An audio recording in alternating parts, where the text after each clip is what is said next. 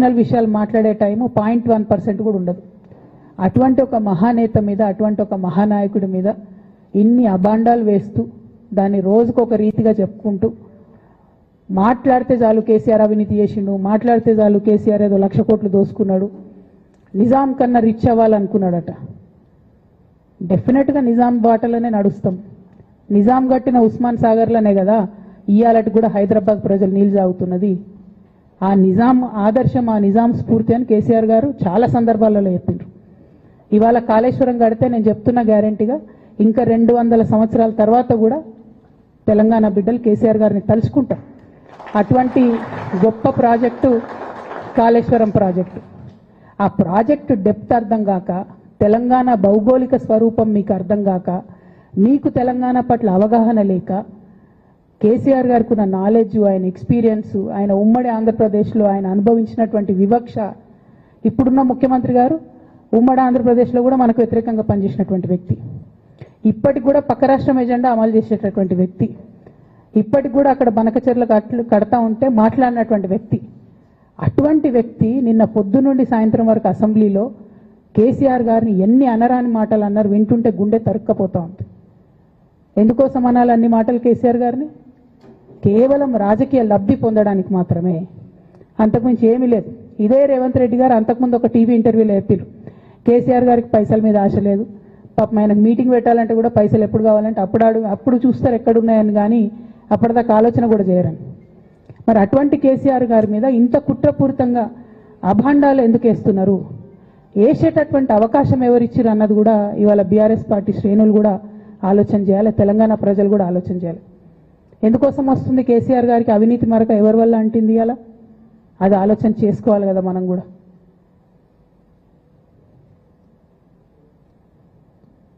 కొంతమంది కేసీఆర్ గారి పక్కన ఉన్నటువంటి వాళ్ళు కేసీఆర్ గారి పేరు చెప్పుకొని అనేక రకాలుగా లబ్ధి పొంది వారు చేసినటువంటి అనేక చెత్త పనుల వల్ల ఇవాళ కేసీఆర్ గారి పేరు బద్నామయ్యే పరిస్థితి వచ్చింది. అయినా మళ్ళీ వాళ్ళనే మోస్తాం, అయినా మళ్ళీ వాళ్ళనే ముందుకు తీసుకెళ్తామని అనుకుంటే పార్టీ ఎట్లా ముందట్టుకుపోతుంది? ఒక బిడ్డగా నిజంగా నేను బాధపడతా ఉన్నాను. ఇవాళ 5 సంవత్సరాలు ఇరిగేషన్ మంత్రిగా చేసినటువంటి హరీష్ రావు గారిది మేజర్ పాత్ర లేదా దీంట్లో? అందుకే కదా కేసీఆర్ గారు వారిని సెకండ్ టర్మ్లో తప్పించిండ్రు. ఈ మొత్తం కాళేశ్వరం ఎపిసోడ్లో కేసీఆర్ గారికి మరక అంటిందంటే 2-3 వ్యక్తులు కారణం.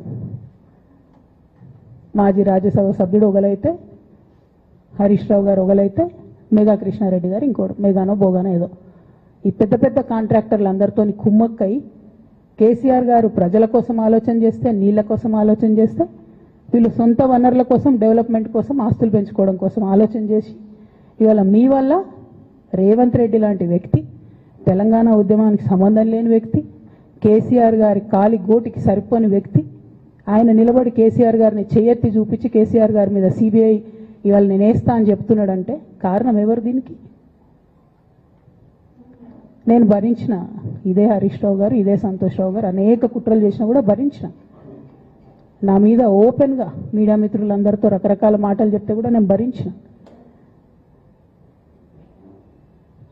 నా పర్సనల్ అటాక్కి నేను ఎప్పుడు కూడా వాళ్ళను ఇంతవరకు పేరు పెట్టి పిలవలేదు, మాట్లాడలేదు. ఫస్ట్ టైం చెప్తున్నా నేను. ఎందుకోసం చెప్తున్నా?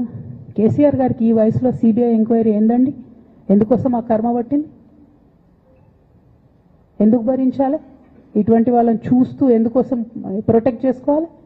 బీఆర్ఎస్ పార్టీ తమ్ముల కోపం రావచ్చు, కానీ వాస్తవాలు చేదుగున్నా అప్పుడప్పుడు మాట్లాడుకుంటేనే, మందు తీసుకుంటేనే ఆరోగ్యం మంచిగా అవుతుంది. ఇట్లా చెప్పుకుంటూ పోతే చాలా చాలా అంశాలు ఉన్నాయి. వాటన్నిటి జోలికి నేను పోదలుచుకోలేదు. కానీ కేసీఆర్ గారు హిమాలయ పర్వతం అంత ఎత్తు లాంటి పర్సనాలిటీ ఆయనది. ఆయనను చేయబెట్టి చూపించి అవినీతి అని అంటే నిజంగా చాలా బాధ అవుతా ఉన్నది. ఎందుకంటే నా పెళ్ళి చేయడానికి కూడా ఇబ్బంది పడ్డటువంటి వ్యక్తి ఆయన. రాజకీయాలలో 40-50 ఏళ్ళు ఉంటే కూడా ఆస్తులు సంపాదించుకోలే కేసీఆర్ గారు. అనేక మంది అలా మాట్లాడుతుంటారు, చాలా మాటలు మాట్లాడుతుంటారు, కానీ నాకు తెలుసు, నేను దగ్గరుండి ఆర్థిక పరిస్థితి చూసిన కాబట్టి ఎన్నడూ ఆయనకు ఆశ లేదు. అటువంటి మనిషిని పట్టుకొని సిబిఐ ఎంక్వైరీ ఇస్తాం, ఇదేస్తాం, అదేస్తాం. ఎవరు కారణం దీనికి అంతటికి? ఈ చేతగాని కాంగ్రెస్ ప్రభుత్వం మీ ఏసీబీ వాళ్ళు పోయి కాళేశ్వరంలో పనిచేసిన 3 ఇంజనీర్లను పట్టుకుంటే ఒక్కొక్క ఇంజనీర్ దగ్గర 100 కోట్ల ఆస్తులు వెళ్తే